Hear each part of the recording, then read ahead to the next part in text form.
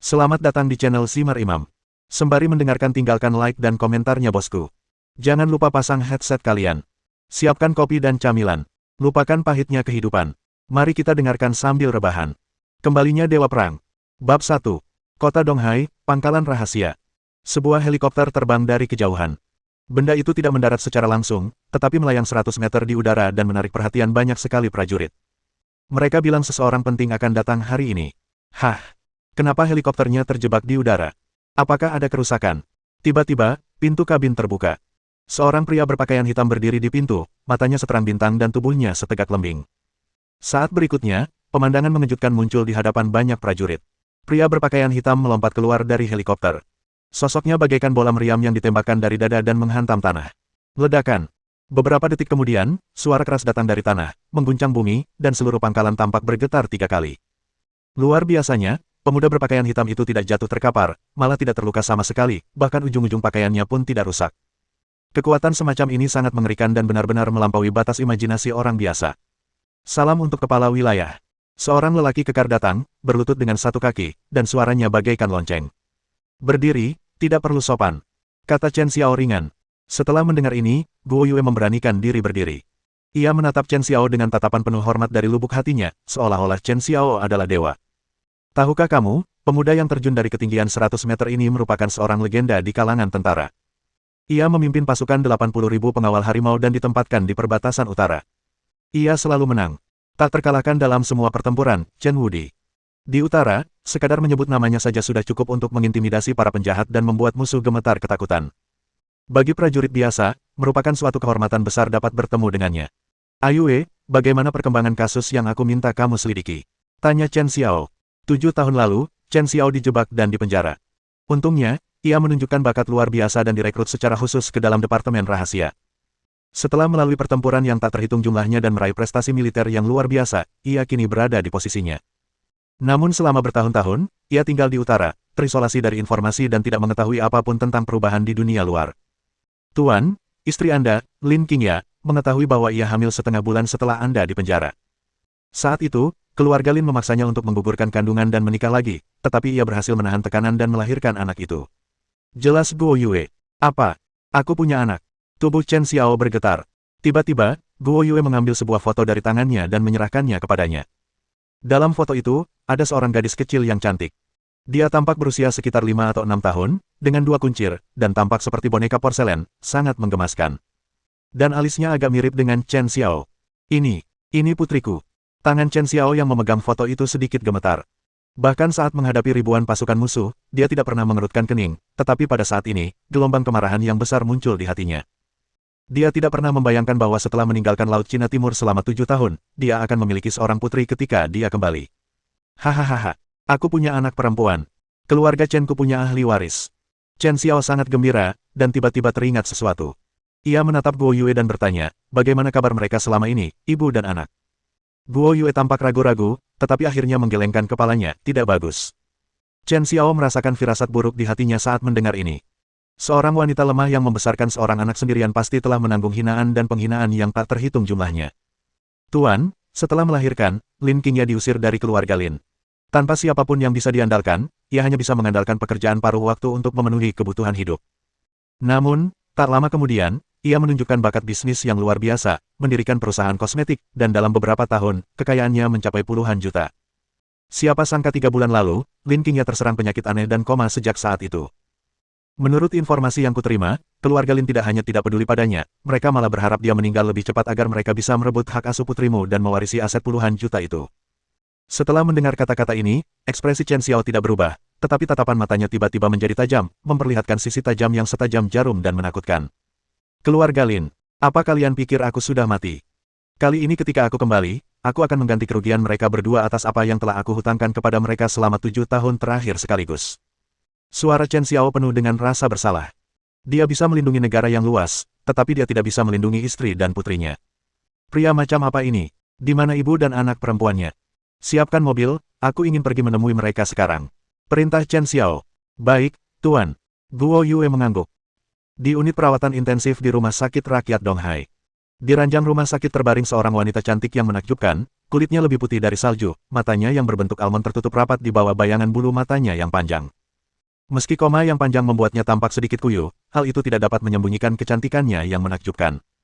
Di sampingnya duduk seorang gadis kecil yang lembut sambil menggendong boneka kain usang di tangannya. Bu, kenapa belum bangun? An kangen banget sama ibu, kata gadis kecil itu dengan suara lembut. Lin Qingya tinggal di bangsal ini selama 3 bulan selama komanya dan tidak pergi kemanapun. Ledakan. Tiba-tiba pintu bangsal terbuka. Seorang wanita muda dengan riasan tebal masuk. Matanya sipit, tulang pipinya menonjol, dan wajahnya tampak sangat garang. Dia adalah sepupu Lin Qingya, Lin Yan. Di belakangnya, ada beberapa pria besar berpakaian hitam, memenuhi bangsal yang sudah kecil. Melihat kejadian itu, tanpa sadar gadis kecil itu mengecilkan lehernya dan meringkukkan tubuh mungilnya. An. Lin Yan memaksakan senyum palsu. Jangan takut. Ayo main game, oke. Kamu sudah cukup umur, jadi seharusnya kamu sudah bisa menulis namamu sendiri, kan? Ayo, tanda tangani dokumen ini. Saat dia berbicara, Lin Yan mengeluarkan sebuah dokumen, tetapi semua isinya tertutup, hanya menyisakan kolom tanda tangan di bagian bawah yang terbuka. Sebenarnya ini adalah perjanjian adopsi. Lin Qingya telah koma selama 3 bulan. Dokter mengatakan ia tidak akan hidup lama. Setelah ia meninggal, An akan menjadi pewaris tunggal harta warisan. Kini, Lin Yan sengaja berusaha mendapatkan hak asuh anaknya demi perusahaan bernilai puluhan juta. Begitu ia mendapatkan perusahaan itu, Lin Yan tidak akan peduli dengan hidup atau mati An. Tidak, An menggelengkan kepalanya. An, aku bibimu. Aku tidak akan pernah menyakitimu, jadi cepat tanda tangani. Desak Lin Yan. Ibu bilang semua orang di keluarga Lin itu jahat. Kamu, yang mengusir ibu dari rumah. Apapun yang kamu katakan, aku tidak akan tanda tangan. An terus menggelengkan kepalanya. Melihat tipuannya gagal, Lin Yan berhenti berpura-pura dan ekspresi kejam muncul di wajah kasarnya. Dasar gadis bodoh, aku beri kau satu kesempatan lagi. Kalau kau masih menolak tanda tangan, aku akan menyuruh dokter menghentikan perawatanmu dan menjadikanmu anak liar tanpa ayah dan ibu. Omong kosong. Aku punya ayah. Ayahku sangat kuat dan pahlawan yang hebat, tapi dia sedang dalam perjalanan bisnis ke luar negeri. Saat dia kembali, dia akan menghajar kalian semua, orang-orang jahat. An memeluk boneka kain itu dan berteriak sekeras-kerasnya. Ahahaha. Tiba-tiba, Lin Yan tertawa terbahak-bahak seolah-olah dia mendengar lelucon besar. Konyol. Begitukah cara ibumu berbohong padamu? An, aku jujur saja. Ayahmu sama sekali tidak di luar negeri. 7 tahun yang lalu, dia ditangkap karena pemerkosaan. Sekarang, dia mungkin sudah mati di penjara. Aku tidak mau mendengarkan, bajingan. An menutup telinganya dengan tangannya. Lin Yan menatapnya dengan senyum sinis di wajahnya. Gadis sialan, apakah kamu pernah melihat ayahmu selama bertahun-tahun ini? Tidak mungkin untuk tidak menyisihkan satu hari pun. Berhentilah membohongi dirimu sendiri. Kamu hanya anak liar yang dilahirkan oleh seorang ayah, tapi tidak dibesarkan oleh seorang ayah. Kata-kata yang sangat kejam itu bagai belati yang menusuk hati muda An. Tubuh mungil An terus gemetar, dan air mata terus menggenang di matanya. Meski ibunya selalu memberitahu bahwa ayahnya sedang dalam perjalanan bisnis ke luar negeri, namun dalam hatinya dia sudah merasa ragu. Ketika saya masih di taman kanak-kanak, anak-anak lain digendong oleh ayah mereka dan bahkan bisa duduk di pundak ayah mereka. Hanya dia yang selalu sendiri. Dia tidak pernah melihat ayahnya sejak dia masih kecil. Pada saat ini, di dalam hatinya, dia tampaknya sedikit mempercayai kata-kata Lin Yan. Tiba-tiba, Lin Yan menatap Lin Qingya yang terbaring di ranjang rumah sakit, senyum jahat tersungging di bibirnya. Ia berkata dengan dingin, sehari di unit perawatan intensif biayanya 5.000 yuan, cukup untuk membeli tas yang bagus. Sungguh sia-sia sepupuku terus seperti ini.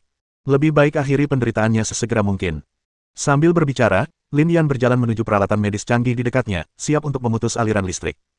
Jangan menggertak ibu. An bergegas tanpa memperhatikan apapun dan menggigit tangan kanan Lin Yan dengan keras. Ah! Lin Yan menjerit dan mendorong An, hanya untuk melihat 2 baris bekas gigi di tangan kanannya. Dasar gadis bau, beraninya kau menggigitku. Kau cari mati. Lin Yan sangat marah. Dia mengangkat tangannya dan menamparkan wajah An sekuat tenaga. Jika tamparan ini diberikan dengan keras, akibatnya akan mengerikan. Wajah mungil An memucat, dan ia tak sempat menghindar. Ia hanya bisa menyaksikan tamparan itu semakin dekat. Pada saat kritis, di luar bangsal, tiba-tiba terdengar suara gemuruh yang menggetarkan, bagaikan guntur yang menggetarkan bumi. Berhenti. Siapa yang berani menyentuh putriku? Bab 2. Suara gemuruh itu mengagetkan semua orang di bangsal. Tamparan Lin Yan tampaknya terkena perlawanan tak terlihat dan berhenti di udara. Pria-pria berpakaian hitam yang tersisa juga terkejut dan tanpa sadar melihat ke arah sumber suara. Di pintu bangsal, Chen Xiao berpakaian hitam, dengan ekspresi tegas, tetapi matanya berkobar-kobar api, seakan-akan dapat membakar seluruh dunia menjadi reruntuhan. Begitu tiba di rumah sakit, ia menyaksikan putrinya dipermalukan. Kalau saja dia terlambat beberapa detik saja, putriku pasti sudah ditampar. Bagaimana mungkin dia tidak marah? Pada saat ini, Lin Yan menatap Chen Xiao dengan saksama, pupil matanya tiba-tiba mengecil, seolah mengenali sesuatu. Ia berkata dengan gemetar, Kau Chen Xiao, kau dibebaskan dari penjara. Saya suami Lin Qingya dan ayah An. Chen Xiao langsung mengungkapkan identitasnya, tatapannya tajam, dan dia menatap Lin Yan dan berkata, siapa yang berani menyentuh putriku? Ledakan. Begitu dia selesai berbicara, momentum dahsyat meletus dari tubuh Chen Xiao, menyebar ke segala arah dan memenuhi seluruh bangsal. Sungguh aura yang mengerikan. Para lelaki besar berpakaian hitam itu tiba-tiba menjadi tegang seolah-olah mereka menghadapi musuh yang kuat. Mereka semua adalah penjaga keluarga Lin. Mereka telah menjalani pelatihan profesional dan cukup kuat. Tetapi pada saat ini, Chen Xiao memberi mereka tekanan yang belum pernah terjadi sebelumnya, seperti menghadapi gunung setinggi 1000 kaki, yang mustahil dihentikan. Adapun Lin Yan, dia begitu ketakutan hingga wajahnya menjadi pucat dan tubuhnya mulai gemetar tak terkendali. Suatu kejadian masa lalu yang telah terkubur dalam ingatan juga muncul dalam pikiran. 7 tahun yang lalu, Chen Xiao adalah kebanggaan keluarga Dong Hai Chen, agung dan perkasa, dikagumi oleh ribuan orang. Meskipun Lin Qingya sangat cantik, menikah dengan keluarga kaya seperti keluarga Chen berarti keluarga Lin menikah dengan orang yang lebih baik. Siapa yang tahu bahwa tepat setelah mereka menikah, skandal mengejutkan terungkap. Setelah mabuk, Chen Xiao mencoba memperkosa cucu seorang bos besar, tetapi tertangkap basah dan dijebloskan ke penjara. Faktanya, Chen Xiao dianiaya. Tetapi bagaimanapun dia menjelaskan dan mencoba membuktikan ketidakbersalahannya, tidak seorang pun mempercayainya. Dalam semalam, dia jatuh dari awan ke jurang, menanggung aib yang tak berkesudahan. Bukan saja keluarga Chen kehilangan muka, tetapi keluarga Lin, tempat asal Lin Qingya, juga menjadi bahan tertawaan. Setelah bertahun-tahun, semua orang hampir melupakan Chen Xiao dan mengira dia meninggal di penjara. Siapa yang mengira bahwa pada saat kritis ini, dia akan kembali? Melihat rencananya hancur, Lin Yan sangat marah dan mengutuk. Chen Xiao, kau masih berani kembali? Apa kau mengincar warisan sepupuku? Selama bertahun-tahun, kau tidak memenuhi tanggung jawabmu sebagai suami, dan kau bahkan mempermalukan sepupuku. Kukatakan saja, perusahaan dengan nilai pasar puluhan juta itu milik keluarga Lin kita.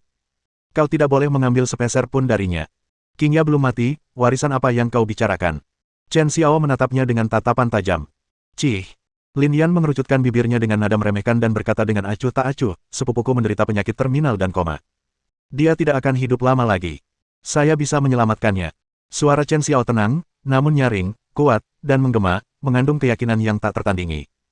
Mendengar ini, Lin Yan menunjukkan ekspresi jijik dan mencibir, Chen Xiao, kau benar-benar pamer. Bahkan dokter terbaik di Laut Cina Timur pun tidak dapat menemukan akar penyebab penyakit sepupuku, dan mustahil untuk menyembuhkannya. Kau pikir kau siapa? Menghadapi sarkasme ini, Chen Xiao tetap tenang dan tidak marah. Tanyakan saja pada diri Anda sendiri. Mengapa naga di atas 9 surga peduli dengan provokasi semut? Dengan status Chen Xiao saat ini, jika dia ingin berurusan dengan Lin Yan atau bahkan menghancurkan seluruh keluarga Lin, satu kalimat saja sudah cukup. Suara mendesing. Tiba-tiba, Chen Xiao melintas dan muncul di depan Lin Yan seperti hantu, mengulurkan tangan untuk mengambil dokumen di tangannya. Ketika melihat ke bawah, saya melihat 4 kata mencolok tertulis pada judul dokumen tersebut. Perjanjian adopsi. Kau pikir kau bisa mengadopsi putriku, Chen Xiao? Bermimpilah. Mendesis. Chen Xiao tiba-tiba menggunakan kekerasan dan merobek perjanjian adopsi. Melihat ini, Lin Yan sangat marah hingga seluruh tubuhnya gemetar, wajahnya garang, dan dia berteriak kepada beberapa pria besar berpakaian hitam di belakangnya, apa yang kalian lakukan di sana? Cepat tangkap dia dan bawa dia kembali ke keluarga untuk dihukum. Ya. Beberapa pria besar berpakaian hitam mengangguk, menatap Chen Xiao dengan ganas, dan menerkamnya seperti harimau yang turun dari gunung. Seperti semut. Chen Xiao menunjukkan ekspresi jijik di wajahnya, merobek selembar kertas dari dokumen secara acak, dan mengguncang pergelangan tangannya. Ledakan. Potongan kertas yang awalnya rapuh kini tampak berubah menjadi senjata ajaib, membelah langit dan melesat keluar. Cepat. Terlalu cepat. Para pria besar itu tidak punya waktu untuk bereaksi dan hanya merasakan sakit di tenggorokan mereka. Tiup, tiup, tiup. Saat berikutnya, garis darah muncul di tenggorokan mereka, dan darah merah cerah mengalir keluar. Beberapa orang tampak seperti terkena sihir, berdiri diam, dengan ketakutan yang tak dapat disembunyikan di wajah mereka, tubuh mereka basah oleh keringat dingin, seolah-olah mereka baru saja melewati kematian. Meskipun kertas itu hanya menggores kulit mereka, jika digores 1 inci lebih dalam lagi, kertas itu akan dengan mudah memotong tenggorokan mereka, menyebabkan mereka mati kehabisan darah di tempat. Di sisi lain, sudut mulut Chen Xiao sedikit melengkung, dan selembar kertas lain di tangannya. Dalam hal daya jera, kertas itu bahkan lebih mengerikan daripada pistol. Orang-orang besar itu begitu ketakutan hingga mereka mundur beberapa langkah dan tidak lagi memiliki kesombongan seperti sebelumnya. Wajah Lin Yan juga sangat jelek. Bahkan orang bodoh pun bisa melihat bahwa Chen Xiao sangat terampil. Bahkan jika ada beberapa kali lipat orang, mereka mungkin tidak akan bisa mengalahkan Chen Xiao. Chen Xiao, apa kau mau jadi musuh keluarga Lin kami? Sekarang, kau tidak bisa seenaknya mengandalkan kekerasan. Lagi pula, kau bukan lagi putra sulung keluarga Chen. Bagi keluarga Lin kami, menghancurkanmu semudah menghancurkan semut. Kata Lin Yan dengan nada kasar. Chen Xiao mencibir, keluarga Lin, beraninya kau berteriak padaku. Mengingat hubungan darahmu dengan King Ya, aku akan mengampunimu kali ini. Kembalilah dan sampaikan pesan pada keluarga Lin. Apa?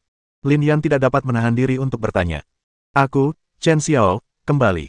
Siapapun yang menindas King Ya dan putrinya sebelumnya, bayar 10 kali lipat. Di akhir perkataannya, suara Chen Xiao dipenuhi dengan niat membunuh, seperti dewa kematian yang berjalan keluar dari lautan darah dan mayat, tak terkalahkan.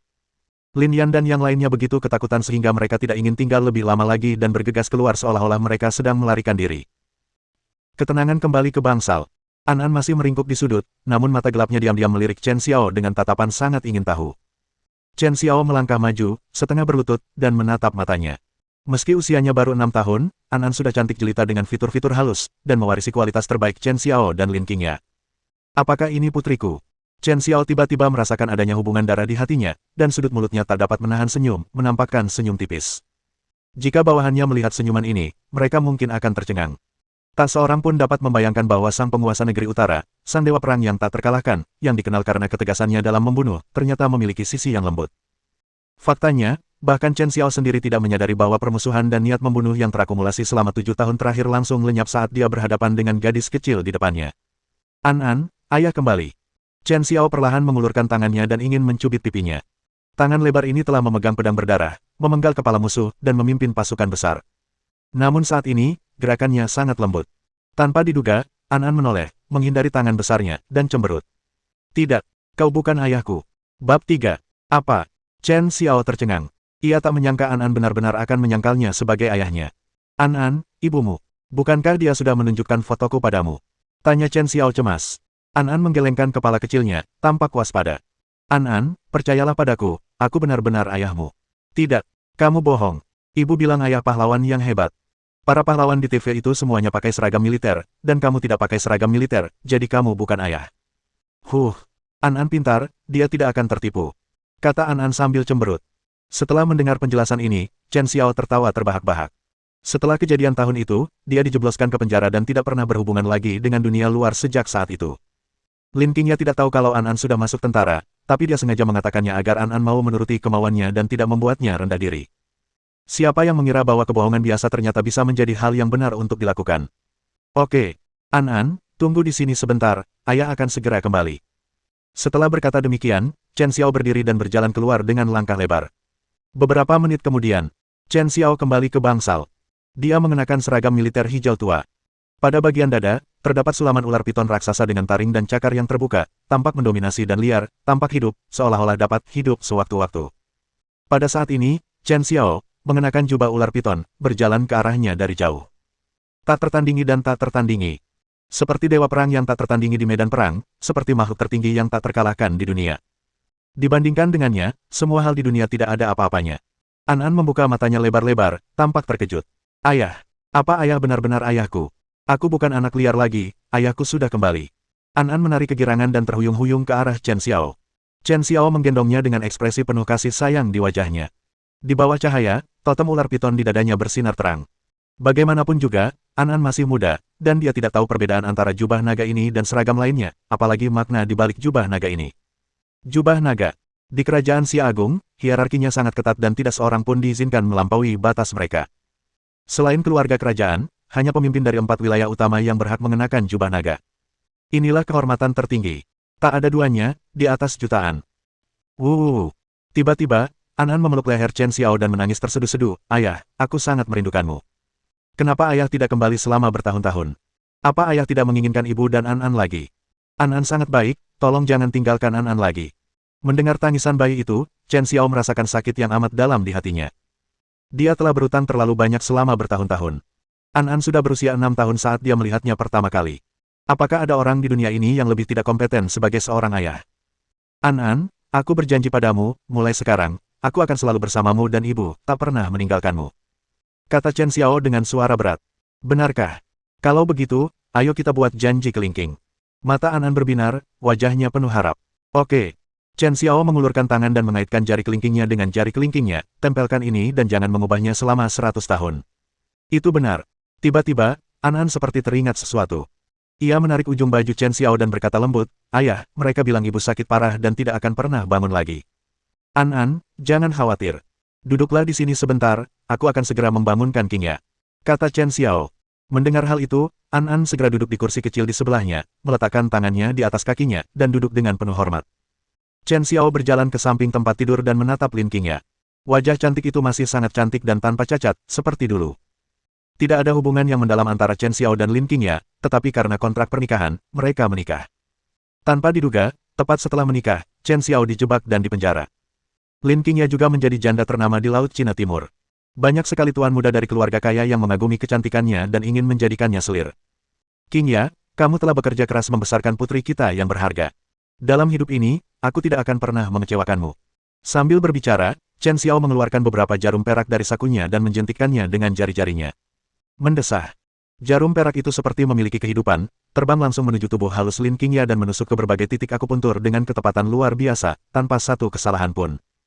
Kalau saja ada dokter Tiongkok tua di sini, dia pasti akan sangat terkejut ketika melihat pemandangan ini. Jarum beterbangan dan titik akupuntur. Ini adalah keterampilan akupuntur yang telah lama hilang dalam pengobatan tradisional Tiongkok, yang hanya tercatat dalam buku-buku kuno. Namun, bahkan para tabib terkenal pun tidak tahu cara melakukannya. Keterampilan unik seperti itu benar-benar direproduksi di tangan seorang pemuda, yang cukup untuk menggemparkan seluruh komunitas pengobatan Tiongkok. Suara mendesing. Jarum perak terakhir langsung menusuk titik Bai Hui di atas kepala Lin King Ya. Tiba-tiba, tubuhnya yang halus bergetar hebat, dan dengan bunyi, embusan, dia menyemburkan seteguk darah hitam. Melihat ini, Chen Xiao menghela napas lega dan mengambil kembali jarum perak itu. Saat dia memasuki bangsal, dia menemukan alasan mengapa Lin King Ya tidak sadarkan diri. Dia tidak sakit, tetapi diracuni, racun yang aneh. Inilah mengapa para dokter di Donghai tidak berdaya. Secara logika, racun ini sangat langka dan tak ternilai harganya. Racun ini sering digunakan untuk membunuh politisi dari berbagai negara dan tidak akan digunakan pada orang biasa, seperti Lin King Ya. Chen Xiao mengerutkan kening dan berpikir keras. Mungkinkah seseorang tahu King Ya adalah istriku dan sengaja meracuninya? King Ya, ternyata akulah yang melibatkanmu lagi. Ya, tiba-tiba, erangan terdengar dari kedalaman tenggorokan Lin King Ya, lalu dia perlahan membuka matanya. Hal pertama yang diperhatikannya adalah Chen Xiao di samping tempat tidur, dan wajah cantiknya tiba-tiba berubah dingin. Chen Xiao, bahkan setelah aku mati, arwahmu masih ada. Maukah kau menjadi sepasang bebek Mandarin yang putus asa bersamaku di dunia bawah ini? Baiklah, aku berutang nyawa ini padamu. Mendengar ini, Chen Xiao tersenyum pahit dan berkata, King Ya, kamu tidak mati, kamu ada di rumah sakit. Apa? Lin King Ya mengangkat alisnya dan melihat sekeliling. Ibu. Tiba-tiba An An menjerit keras, merentangkan tangan kecilnya, dan berlari ke sisinya sambil berkata dengan suara bayi, Bu, ayah kembali, dia menyelamatkanmu. Setelah mendengar kata-kata An An, Lin King Ya akhirnya tersadar. Ia menatap Chen Xiao dengan saksama, mata indahnya berkilat dengan emosi yang sangat kompleks, terkejut, marah, tak percaya. King Ya, aku kembali. Mulai sekarang, aku akan menjagamu dan An. Sebelum Chen Xiao dapat menyelesaikan kata-katanya, Lin King Ya mengangkat tangan kanannya dan menamparkan pipinya dengan keras. Ledakan. Suara tamparan keras bergema di seluruh bangsal, terdengar sangat keras dalam kesunyian. Saat berikutnya, 5 tanda jari merah muncul jelas di wajah Chen Xiao. Dengan kekuatannya, hanya sedikit master di dunia ini yang mampu mengalahkannya. Namun dia tidak menghindar sama sekali dan menerima tamparan itu dengan keras. Chen Xiao, tahukah kamu seperti apa kehidupan yang telah kujalani selama 7 tahun terakhir? Di mana kamu saat aku diusir dari keluarga Lin dengan perut buncit dan menjadi tunawisma? Di mana kamu saat An An demam tinggi dan menelepon 120 untuk memanggil ambulans? Di mana kamu saat kami, seorang gadis yatim dan seorang janda, diganggu? Sekarang setelah kau kembali, hanya dengan beberapa kata santai, kau ingin aku berpura-pura tidak terjadi apa-apa. Aku bilang padamu, tidak mungkin. Pada saat ini, Presiden wanita Lin King Ya, yang sedingin es di depan orang luar, benar-benar kehilangan kendali atas emosinya, dan semua kebencian yang terakumulasi selama 7 tahun terakhir meledak sekaligus. Ledakan. Tiba-tiba, Chen Xiao menekuk lututnya dan jatuh berlutut dengan keras di tanah yang dingin. Suaranya begitu mengejutkan sehingga seluruh bangsal bergetar. Melihat pemandangan ini, Lin King Ya tertegun dan hampir tidak mempercayai matanya. Lutut pria terbuat dari emas. Dalam kesannya, Chen Xiao, putra sulung keluarga Chen, selalu bangga dan lebih mementingkan martabat daripada nyawa. Bagaimana mungkin dia melakukan hal yang begitu mengejutkan? Aku, Chen Xiao, bersalah. Sebagai seorang suami, aku gagal melindungimu dengan baik. Sebagai seorang ayah, saya gagal membesarkan An An. Tapi King Ya, kumohon beri aku kesempatan untuk menebus dosaku. Di hari-hari mendatang, aku akan mengorbankan hidupku untuk melindungimu dan putrimu. Ada persahabatan yang tulus di antara kalimat Chen Xiao, seolah-olah dia telah membuat beberapa sumpah penting. Dahulu kala, dia adalah dewa perang yang tak terkalahkan di medan perang dan tak terkalahkan di dunia. Namun kini, dia tidak peduli dengan keluarganya, negaranya, atau dunia, dia hanya ingin melindungi wanita di hadapannya.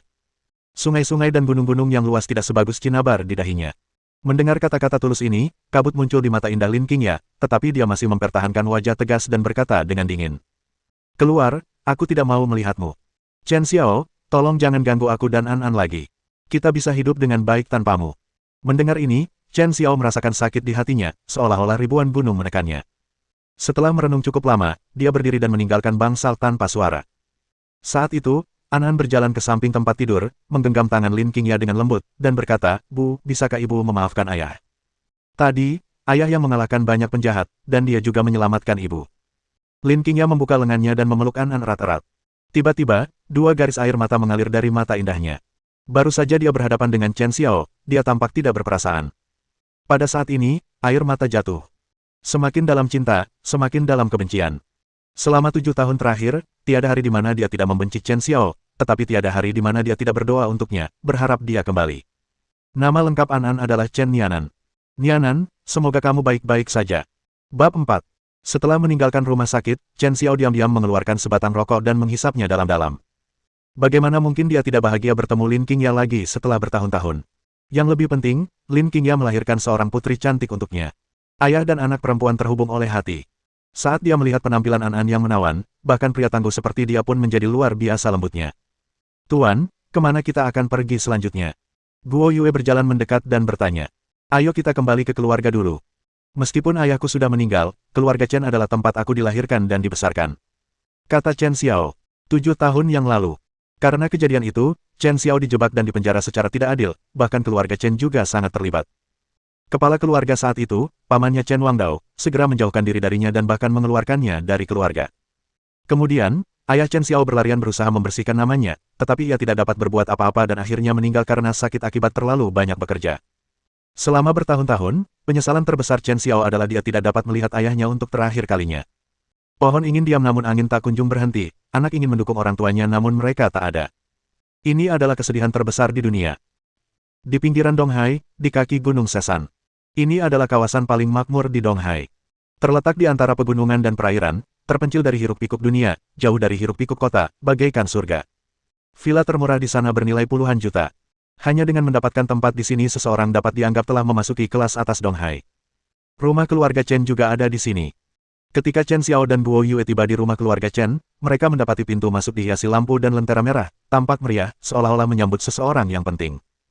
Tiba-tiba, seorang pelayan dari keluarga Chen menghampiri mereka berdua dan berteriak, hari ini adalah hari besar bagi keluarga Chen kita. Tidak ada orang luar yang diizinkan masuk.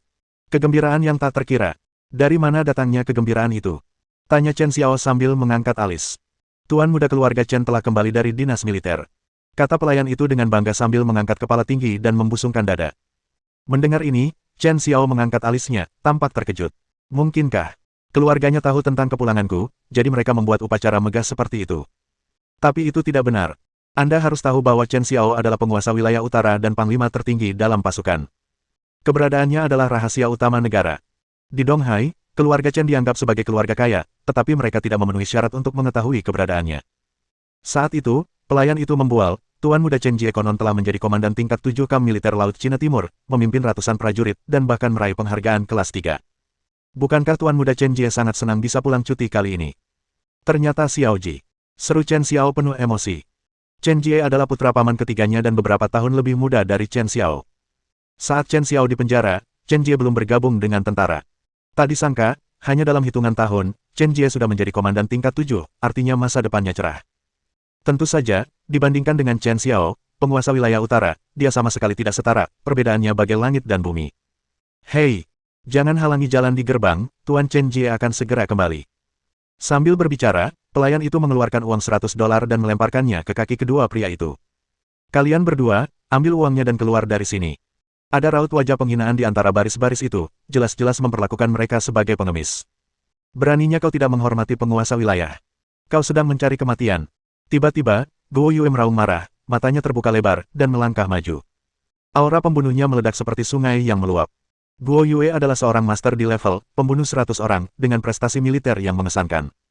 Yang lebih penting, di dalam hatinya, Chen Xiao adalah sosok yang bagaikan dewa dan tidak akan menoleransi pelanggaran apapun. Mendesis. Pelayan itu tidak dapat menahan diri untuk tidak terkesiap, dan begitu ketakutan hingga dia mundur beberapa langkah dan segera melarikan diri kembali ke rumah keluarga Chen. Saat ini, Guo Yue memandang ke arah rumah keluarga Chen dari kejauhan, dengan kilatan amarah di matanya. Kemudian, ia menoleh ke arah Chen Xiao dan bertanya dengan suara berat. Tuhan, apakah engkau menghendaki aku bertindak? Dalam waktu 5 menit, semua orang di keluarga Chen akan berlutut di pintu untuk menyambut kita. Nada bicara Guo Yue menunjukkan rasa hormatnya yang tulus. Perlu diketahui bahwa Chen Xiao telah bertugas di ketentaraan selama 7 tahun dan telah melalui ratusan pertempuran. Ia adalah penguasa wilayah termuda di Daxia dan telah menjaga ribuan mil gunung dan sungai. Prestasinya tak terlukiskan dengan kata-kata. Bahkan para pangeran dan bangsawan pun harus bersikap sopan saat bertemu dengannya. Siapakah yang mengira bahwa sekarang, seorang pelayan keluarga Chen berani bersikap tidak hormat kepadanya? Sungguh keterlaluan. Lupakan. Chen Xiao melambaikan tangannya dan berkata perlahan, aku pulang kali ini bukan untuk pamer kekuasaan atau menuntut keadilan. Aku hanya ingin kembali dan melihat-lihat, dan ngomong-ngomong. Pergi berziarah ke makam ayahku. Tetapi, Guo Yue ingin berbicara, seolah-olah berbicara untuknya. Chen Xiao langsung menyela, Yue, kamu harus kembali dulu. Ingat, jangan ungkapkan identitasmu kepada orang luar. Baik, Tuan. Guo Yue mengangguk, berhenti memaksa, dan segera pergi. Ledakan. Sesaat kemudian, sebuah Audi A6 dengan plat nomor militer melaju dari kejauhan dan berhenti di gerbang rumah keluarga Chen. Ledakan. Lalu pintu mobil terbuka dan seorang pemuda keluar. Dia memiliki perawakan tinggi dan tegap, alis tajam, mata cerah, kulit perunggu, dan energis serta penuh semangat. Dia mengenakan seragam militer standar, dengan medali berbentuk pedang di bahunya, simbol komandan tingkat 7, dan medali militer emas berkilau tergantung di dadanya. Tuan Chen Jie kembali. Cepat dan nyalakan petasan untuk melaporkan kabar baik kepada kepala keluarga. Para pelayan di pintu segera menjadi sibuk. Mencicit. Serangkaian kembang api terdengar memekakkan telinga. Tak lama kemudian, banyak anggota keluarga bergegas keluar untuk menyambut mereka sambil memegang bunga di tangan mereka. Perlakuan luar biasa seperti itu sangat kontras dengan pengabaian yang baru saja diterima Chen Xiao. Kakak ketiga, kamu kembali. Wah, seragam militer ini keren sekali. Apakah ini medali merit kelas 3? Kudengar kau ikut serta dalam kompetisi bela diri Laut Cina Timur dan memenangkan kejuaraan tarung. Banyak pemuda dari keluarga Chen berkumpul di sekitar Chen Jie dan mulai mengobrol. Dikelilingi oleh begitu banyak bintang, Chen Jie tampak begitu bangga, bagaikan seorang tokoh utama yang pantas mendapatkannya, bersinar begitu terang sehingga semua orang tampak redup. Tepat saat dia hendak memasuki rumah keluarga itu, tiba-tiba dia melihat sekilas sosok yang dikenalnya dari sudut matanya. Kakak kedua, apakah itu kamu? Begitu kata-kata ini diucapkan, semua orang mengikuti pandangan Chen Jie dan menemukan Chen Xiao berdiri di sudut. Di bawah pengawasan ketat orang banyak, Chen Xiao berjalan keluar dari bayang-bayang. Sinar matahari menyinari tubuhnya, seakan-akan menutupinya dengan lapisan cahaya kemasan. Setelah 7 tahun tak bertemu, temperamen Chen Xiao berubah drastis. Setiap gerakan dan gesturnya memancarkan aura agung yang bahkan sedikit mengalahkan Chen Jie. Xiao Ji, lama tidak bertemu. Sapa Chen Xiao sambil tersenyum. Tanpa diduga, sesaat kemudian, wajah Chen Jie berubah dingin, sorot matanya menunjukkan penghinaan, dan ia berkata dengan dingin, kakak kedua, kau telah menghancurkan reputasi keluarga Chen saat itu. Sekarang, beraninya kau kembali. Bab 5. Tidak ada rasa hormat terhadap saudaranya dalam nada suara Chen Jie, tetapi sebaliknya dipenuhi dengan permusuhan yang intens. Pada saat ini, anggota keluarga Chen lainnya juga membuat ejekan yang tidak bermoral. Sampah, kamu sudah keluar dari penjara. Haha, kamu sungguh tidak tahu malu, beraninya kamu kembali. Waktu itu, kau mencoba menyerang putri sulung keluarga Tang, membawa bencana bagi keluarga Chen dan merusak reputasi kami. Kalau aku jadi kau, aku akan beli sepotong tahu saja dan bunuh diri. Sejak kejadian 7 tahun lalu, Chen Xiao telah menjadi sasaran kemarahan publik dalam keluarga. Menghadapi ejekan ini, Chen Xiao tetap tanpa ekspresi. Di medan perang, menghadapi ribuan pasukan, ia bahkan tak akan mengerutkan kening. Bagaimana mungkin sarkasme dan ejekan orang-orang ini bisa membuat suasana hatinya bergejolak? Dia dan suku-suku ini telah lama menjadi orang-orang dari dua dunia yang berbeda. Apa yang kalian perdebatkan? Tiba-tiba terdengar suara agung dari rumah besar itu. Seorang pria setengah baya melangkah keluar. Itu adalah kepala keluarga, Chen Wangdao. Paman. Chen Jie berjalan cepat ke arahnya, sambil mengangkat kepala tinggi-tinggi dan dada membusung, sengaja menyorot medali yang tergantung di dadanya. Xiao Jie, kau kembali. Kau pantas menjadi putra kilin dari keluarga Chen. Chen Wangdao menepuk bahunya sambil tersenyum. Hah. Tiba-tiba, Chen Wangdao memperhatikan Chen Xiao berdiri di sampingnya dan mengerutkan kening. Paman, lama tidak bertemu. Chen Xiao berinisiatif menyapanya. Mendengus. Chen Wangdao mencibir dan berkata dengan ekspresi jijik, "Jangan panggil aku paman, aku tidak punya keponakan sepertimu. Keluarga Chen tidak punya sampah sepertimu." Begitu kata-kata itu diucapkan, suasana di tempat itu tiba-tiba menjadi tegang, dan tampaknya dipenuhi dengan bau mesiu yang kuat. Semua orang tahu bahwa setelah Chen Xiao dipenjara, Chen Wangdao membunuh keluarganya sendiri demi keadilan dan mengusir Chen Xiao dari keluarga. Dengan cara ini, Chen Xiao bukan lagi tuan muda keluarga Chen. Chen Xiao, sekarang setelah kamu bebas dari penjara, kamu harus membuka lembaran baru dan menjadi orang baik. Itu akan layak untuk arwah saudara keduaku di surga. Tapi, jangan pernah berpikir untuk mengambil sepeser pun dari keluarga Chen, dan jangan gunakan nama keluarga Chen untuk menipu orang. Nada bicara Chen Wangdao sangat tajam. Mendengar kata-kata ini, Chen Xiao merasakan hawa dingin di hatinya. Saat itu, keluarganya menghadapi beberapa krisis, dan berkat ayahnya Chen Qianpun mereka mampu mengatasi kesulitan tersebut. Chen Xiao juga seorang jenius bisnis yang terkenal. Meskipun masih muda, ia telah menghasilkan ratusan juta keuntungan bagi keluarganya. Sekarang, Chen Wangdao ingin menghapus semua kontribusi ayah dan anak itu hanya dengan satu kalimat. Itu sungguh rencana yang bagus. Meskipun kekayaan keluarga itu tampaknya tidak ada apa-apanya dibandingkan dengan semua kekuasaan yang dimiliki Chen Xiao. Namun, pendekatan Chen Wangdao terlalu kejam. Detik berikutnya, Chen Xiao mengangkat kepalanya, matanya berkilat dingin, dan auranya berubah drastis. Ia bagaikan raja yang mendominasi dunia, dan orang-orang tak berani menatap langsung ke arahnya. Aku tidak peduli dengan nama keluarga. Kali ini aku kembali hanya untuk memberi penghormatan kepada ayahku, kata Chen Xiao. Mendengar ini, Chen Wangdao mengerutkan kening. Jika Chen Xiao diizinkan masuk ke rumah besar itu, bukankah itu berarti mengakui identitasnya? Namun kini, aura tak kasat mata yang dipancarkannya membuat Chen Wangdao merasa waspada dan tak terduga.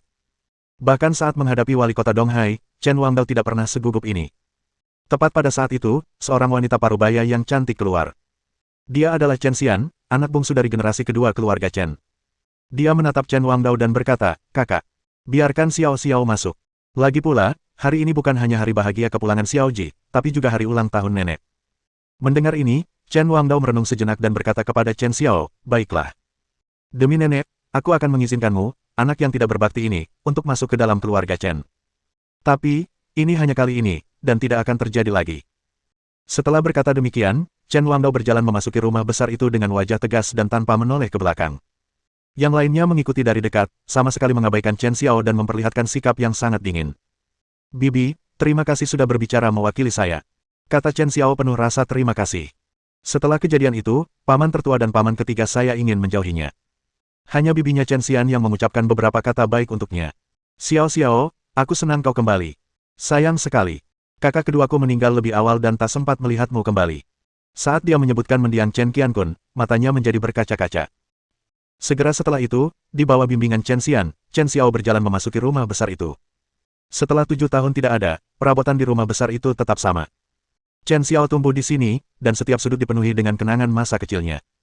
Namun, ketika dia kembali lagi, dia bukan lagi tuan di sini, melainkan orang yang paling tidak diinginkan.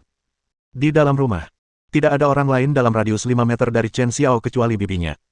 Semua orang menjauhinya seakan-akan dia terkena penyakit pes. Sebaliknya, di sekitar Chen Jie, ada lebih dari selusin pemuda, berceloteh dan membuat banyak keributan. "Nyonya tua ada di sini." Tiba-tiba seseorang berteriak. Semua orang berhenti bermain, berdiri tegak, dan berbalik melihat keluar. Saya melihat seorang wanita tua berambut putih, bersandar pada tongkat, perlahan berjalan ke ruang resepsionis. Meskipun sudah tua, wanita tua itu adalah orang paling terhormat di keluarga. "Nenek, biar aku bantu." Chen Jie bergegas dan membantu wanita tua itu naik ke singgasana. Wanita tua itu memandangi seragam militer dan medali di dadanya, wajahnya yang keriput berseri-seri gembira. Ia berkata, "Xiao Jie, anak baik, ini medalinya, kan?" Chen Jie mengangguk dan berkata dengan bangga, "Saya memimpin tim saya dalam kompetisi dan memenangkan juara pertama di Laut Cina Timur. Saya dianugerahi medali merit kelas 3 dan dipromosikan ke pangkat komandan tingkat ke-7. Nek, ini ulang tahunmu yang ke-80, dan medali ini adalah hadiahku untukmu." Sambil berbicara, Chen Jie melepas medali dari dadanya dan menyerahkannya kepada wanita tua itu. Oke. Wanita tua itu memuji medali itu berulang kali, membelainya dengan penuh kasih sayang, dan berkata dengan penuh semangat. "Semoga Tuhan memberkati keluarga Chen kita, semoga makmur dan berkembang, semoga keturunan kita menjadi orang-orang yang luar biasa. Oh, benar. Keluarga kita punya villa liburan di dekat Sesan. Berikan saja pada Xiao Ji sebagai hadiah." Mendengar hal itu, seluruh anak muda yang hadir menunjukkan rasa iri. Sesan adalah daerah paling mewah dan kaya di Donghai, dan nilai sebuah villa di sana bisa mencapai puluhan juta. Sekarang, Chen Jie telah menukar medali dengan rumah mewah, yang bisa dikatakan merupakan keuntungan besar. Terima kasih, Nenek. Chen Jie berseri-seri karena kegembiraan dan tampak sangat bangga. Berikutnya, para pemuda dari tiap cabang keluarga Chen memberikan hadiah-hadiah yang berlimpah, semuanya adalah harta karun yang dipilih dengan cermat, dalam upaya untuk menyenangkan wanita tua itu. Namun, tidak ada orang lain yang menerima hadiah dari wanita tua itu seperti Chen Jie. Tiba-tiba, Chen Jie berbalik dan menatap Chen Xiao, menunjukkan senyum main-main, dan berkata dengan niat buruk. Kakak kedua, hari ini ulang tahun nenek yang ke-80. Kamu tidak akan datang dengan tangan kosong tanpa persiapan apapun, kan? Bab 6. Perkataan Chen Jie langsung mendorong Chen Xiao ke garis depan. Mata banyak orang tertuju pada Chen Xiao. Awalnya, wanita tua itu belum menyadarinya, tetapi setelah Chen Jie mengingatkannya, dia tidak bisa menahan diri untuk mengangkat kelopak matanya dan berkata dengan ringan, "Oh. Xiao Xiao sudah kembali." Nada bicara wanita tua itu tidak terdengar sinis atau hambar, tidak memperlihatkan kegembiraan dan kegembiraan saat melihat cucunya. Chen Xiao tidak pernah pandai berbicara manis atau menyanjung orang yang lebih tua sejak ia masih kecil, jadi ia kurang disukai dibandingkan saudara-saudaranya yang lain.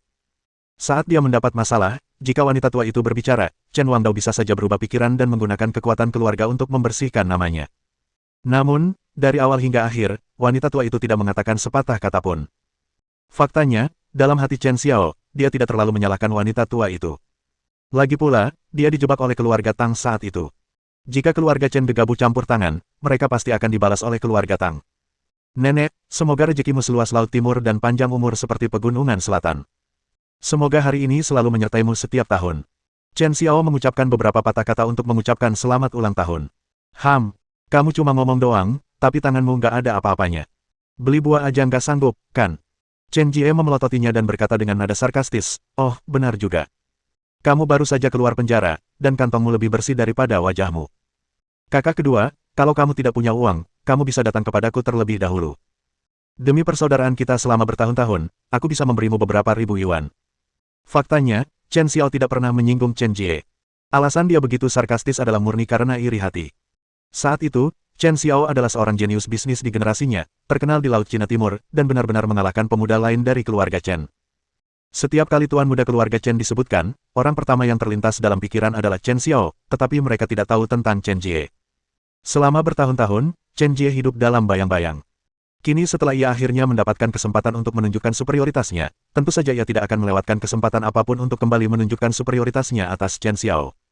Wanita tua itu melihat konflik antara kedua cucunya tetapi tidak mengatakan apapun untuk menghentikannya.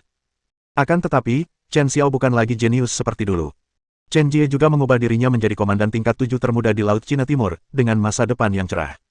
Di hati wanita tua itu, status keduanya benar-benar berbeda. Tiba-tiba, Chen Xiao menegakkan dadanya, melirik seluruh penonton, dan berkata dengan keras. "Siapa bilang aku tidak menyiapkan hadiah?" Mendengar ini, ekspresi semua orang yang hadir menjadi sedikit main-main, seolah-olah mereka sedang menunggu untuk melihat pertunjukan yang bagus. Pada saat ini, Chen Xiao jelas tidak membawa apa-apa dan tidak membawa hadiah apapun. Menurut mereka, Chen Xiao keras kepala. Jika dia tidak dapat memberikan hadiah yang layak, wanita tua itu akan marah besar dan bahkan mungkin mengusirnya dari rumah. "Oh, Xiao Xiao, hadiah apa yang kamu bawa? Keluarkan dan biarkan aku melihatnya," tanya wanita tua itu. Chen Xiao melangkah maju dengan cepat dan meletakkan tangan kanannya ke dalam lapisan pakaiannya. Lalu dia mengeluarkan selusin barang kecil sekaligus. Swiss, Swiss, Swiss. Banyak sekali mata yang memandang ke sana. Saat berikutnya, ekspresi ketidakpercayaan muncul di wajah semua orang, seolah-olah mereka telah mengalami guncangan visual yang kuat. Medali. Lebih dari selusin medali. Ia bersinar terang di bawah cahaya. Setiap medali memiliki bentuk yang sangat berbeda. Terlebih lagi, dilihat dari pengerjaan dan teksturnya, tampaknya lebih berharga dan lebih dihormati daripada medali jasa kelas 3 milik Chen Jie. "Nyonya tua, ini hadiah yang kuberikan padamu dan keluarga kita." Suara Chen Xiao melengking, nyaring dan kuat, dengan semangat tinggi dan kekuatan luar biasa. Namun, semua orang di keluarga Chen tampak curiga dan berbisik. "Hah, ada apa? Kakak ketiga cuma dapat satu medali setelah menang kompetisi. Orang ini, ternyata punya lebih dari selusin. Ada yang salah. Bukankah dia dipenjara selama ini? Dari mana dia mendapatkan begitu banyak medali? Mungkinkah dia mencurinya?" Tiba-tiba wanita tua itu terbatuk pelan, dan seluruh hadirin terdiam. Kemudian, wanita tua itu mengambil selusin medali, menoleh ke arah Chen Jie, dan bertanya, "Xiao Jie, kamu sudah lama bertugas di militer. Apakah kamu mengenali medali-medali ini?" Chen Jie mengambil medali itu dan mengamatinya sejenak. Kemudian, ia menunjukkan ekspresi jijik dan berkata dengan nada meremehkan, "Nenek, aku pernah melihat medali untuk prestasi kelas 1 dan kelas 2. Tapi aku belum pernah melihat medali-medali ini. Jelas-jelas palsu. Kurasa kakak keduaku membelinya dari warung kaki lima. Begitu kata-kata itu diucapkan, seluruh hadirin menjadi gempar. Anda tahu, Chen Jie adalah komandan tingkat 7 dengan banyak tahun dinas militer, jadi apa yang dikatakannya sangat berwibawa. Karena dia belum pernah melihat medali ini, tidak diragukan lagi kalau itu palsu. Tak seorang pun dapat membayangkan bahwa Chen Xiao begitu berani menipu wanita tua itu. Detik berikutnya, Chen Jie menatap Chen Xiao dan berkata sinis, haha. Kakak kedua, kalaupun kau ingin menempa sesuatu, buatlah lebih andal. Kau mengeluarkan lebih dari selusin medali sekaligus. Kau pikir kau siapa? Seorang marsal tingkat pertama. Mendengus. Chen Xiao mencibir dan berkata dengan arogan, jelas sekali kau bodoh dan dangkal. Medali apapun di sini tidak sebanding dengan fungsi kelas 3-mu. Kalau kau tidak percaya, kau bisa bertanya pada seseorang di militer. Mendengar ini, semua orang di keluarga Chen dipenuhi dengan ketidakpercayaan dan mengutuk. Kamu masih keras kepala. Kakak ketiga bilang itu palsu, mana mungkin dia salah. Benar sekali. Apa anak ini pikir kita semua bodoh? Hehe, dia memang bajingan. Dulu dia mencoba menodai putri sulung keluarga Tang, dan sekarang dia menggunakan cara terkutuk untuk menipu wanita tua itu. Chen Xiao, berhentilah mempermalukan dirimu sendiri di sini dan keluar dari sini. Segala macam ejekan datang terhadap Chen Xiao dari segala arah. Akan tetapi, dia tetap berdiri tegak dan berwibawa, tidak ambil pusing sama sekali dengan rumor-rumor itu. Hah! Tiba-tiba, Chen Jie seperti menemukan sesuatu dan berteriak, sampah macam apa ini? Ada darah di sana. Semua orang melihat dan menyadari bahwa bagian belakang setiap medali ternoda darah merah tua. Mengejutkan. Sungguh sial. Nek, si brengsek Chen Xiao itu benar-benar memberimu senjata sialan ini di pesta ulang tahunmu. Dia punya motif tersembunyi dan jelas ingin mengutukmu. Kata Chen Jie dengan muram, langsung mengenakan topi besar padanya. Dalam sekejap, wajah wanita tua itu menjadi sangat muram. Semakin tua usia seseorang, semakin mereka peduli dengan adat istiadat dan tahayul tersebut. Merayakan ulang tahun adalah momen bahagia, dan melihat darah bukanlah hal yang pantas. Siapa sangka Chen Xiao akan mengirimkan senjata pembunuh seperti itu. Betapa beraninya. Wanita tua itu berteriak, jelas-jelas marah, Chen Xiao, apakah menurutmu aku terlalu tua untuk hidup? Suasana di tempat kejadian tiba-tiba menjadi tegang dan sangat gugup. Wajah Chen Jie dipenuhi senyum sinis. Ia ingin memanfaatkan kesempatan ini untuk mempermalukan dan menyerang Chen Xiao. Di sampingnya, bibinya sangat cemas dan merasa bahwa hadiah yang diberikan Chen Xiao sungguh tidak pantas. Tetapi pada saat kritis ini, dia tidak berani menyinggung wanita tua itu. Merasakan permusuhan dari orang banyak, Chen Xiao menggelengkan kepalanya tanpa daya. Medali itu berlumuran darah dan prestasi militernya gemilang. Medali ini melambangkan kehormatan tertinggi di Daxia. Masing-masing dari mereka adalah bukti kehidupan dan kematian Chen Xiao serta keberaniannya. Di atasnya, ada darah Chen Xiao dan darah komandan musuh. Alasan mengapa Chen Jie tidak mengenalinya adalah karena levelnya terlalu rendah. Kalau ada orang besar di atas pangkat ketiga, mereka mungkin akan memuja medali ini sebagai dewa. Namun, di keluarga Chen yang begitu besar, tidak seorang pun mengenalinya. Chen Xiao menggelengkan kepalanya, melirik ke sekeliling ruangan, dan berkata, karena kalian tidak tahu apa itu, lupakan saja. Sepertinya, keluarga kecil Chen tidak memenuhi syarat untuk memajang medali-medali ini. Bab 7. Apa? Mendengar hal itu semua yang hadir terkejut, lalu menjadi geram. Tahukah Anda, keluarga Chen adalah keluarga kaya yang terkenal di Laut Cina Timur, sangat kaya dan bergengsi. Sekarang Chen Xiao benar-benar berkata, keluarga itu tidak memenuhi syarat untuk memajang medali ini. Gila, gila banget, berani sekali kau. Siapa yang memberimu keberanian untuk berbicara kepada wanita tua itu seperti itu? Chen Xiao, kau hanyalah anak terlantar yang diusir dari keluarga. Jika kepala keluarga tidak menunjukkan belas kasihan, kau bahkan tidak akan bisa memasuki gerbang keluarga. Sepertinya selama bertahun-tahun di penjara ini, kamu belum berubah sama sekali. Kamu malah belajar cara-cara curang dan membeli banyak produk palsu untuk menipu wanita tua itu. Trikmu sudah terbongkar, jadi kau nekat dan bicara omong kosong. Semua anggota keluarga menjadi senang dan mengutuk, seolah-olah mereka menganggap Chen Xiao sebagai musuh. Tiba-tiba wanita tua itu terbatuk pelan, dan seluruh tempat menjadi sunyi. Kemudian, wanita tua itu mengangkat kelopak matanya, menatap Chen Xiao, dan berkata dengan dingin, Xiao, meskipun aku sudah tua, mataku masih cerah. Lain kali, jangan coba-coba membodohimu dengan omong kosong ini. Implikasinya adalah dia jelas tidak mempercayai kata-kata Chen Xiao dan memperlakukan medali tersebut sebagai besi tua. Chen Xiao mengerutkan kening saat mendengar ini. Dia memberikan medali-medali ini sebagai hadiah karena kebaikannya. Di balik setiap medali terdapat prestasi yang luar biasa. Orang biasa yang mendapatkannya akan menghargainya sebagai harta karun. Jika kita dapat menggantungkan medali-medali ini, itu akan cukup untuk memastikan bahwa keluarga Chen akan makmur selama 100 tahun dan fondasinya akan bertahan selamanya. Belum lagi Dong Hai, bahkan petinggi di Dijing akan mengagumi keluarga Chen jika mereka melihat mereka. Sayang sekali. Tidak ada seorang pun di keluarga Chen yang mengetahui properti itu dan mereka telah kehilangan kesempatan besar. Nenek, karena nenek tidak menyukainya, kembalikan saja medali-medali ini kepadaku. Semoga keluarga Chen tidak menyesalinya di masa depan. Kata Chen Xiao ringan, lalu mengulurkan tangannya, ingin mengambil kembali medali-medali itu. Hehe. Tiba-tiba, Chen Jie tertawa jenaka dan berkata dengan nada sarkastis, kakak kedua, apa kau benar-benar kecanduan berpura-pura? Itu cuma barang murahan, dan kau membuatnya terlihat nyata. Aku akan membuang sampah seperti ini ke tempat sampah untukmu. Sambil berbicara, Chen Jie mengambil selusin medali dan bersiap membuangnya ke tempat sampah di sampingnya. Berhenti. Melihat tindakan ini, Chen Xiao yang sebelumnya sangat tenang, tiba-tiba meraung dengan marah. Gemuruh itu bagai guntur yang mengguncang bumi dan semua orang terkejut. Chen Jie tampaknya terkena mantra dan tidak bisa bergerak sama sekali. Mendesis. Chen Xiao menatapnya tajam, dengan kilatan tak tertandingi di matanya. Seperti seekor naga biru yang membuka matanya. Pada saat ini, aura Chen Xiao mengalami perubahan drastis, seolah-olah seekor naga raksasa yang telah tertidur selama bertahun-tahun tiba-tiba terbangun di dalam tubuhnya. Mendominasi dan luar biasa, tak tertandingi di dunia. Cahaya yang menyilaukan itu menakutkan dan tidak dapat dilihat secara langsung. Chen Jie begitu ketakutan hingga dia gemetar ketakutan, seluruh tubuhnya basah oleh keringat dingin, dan dia hampir merangkak di tanah. Bahkan ketika dia berpartisipasi dalam kompetisi besar, dia tidak begitu malu. Kembalikan padaku. Chen Xiao berbicara dengan dingin, dan di balik kalimatnya, terdapat tekad yang tak tertahankan. Chen Jie tidak berani menentang dan tanpa sadar menyerahkan lebih dari selusin medali. Jika bukan karena persaudaraan kita, tindakanmu barusan sudah cukup untuk membuatmu mati 10.000 kali. Perkataan Chen Xiao tidaklah menimbulkan rasa takut. Medali ini melambangkan kejayaan tertinggi kerajaan Xia Agung dan tidak boleh dinodai dengan cara apapun. Jika Chen Jie benar-benar membuang medali itu ke tempat sampah, menurut peraturan militer, dia harus dieksekusi. Mendengar ini, Chen Jie merasa sedikit malu.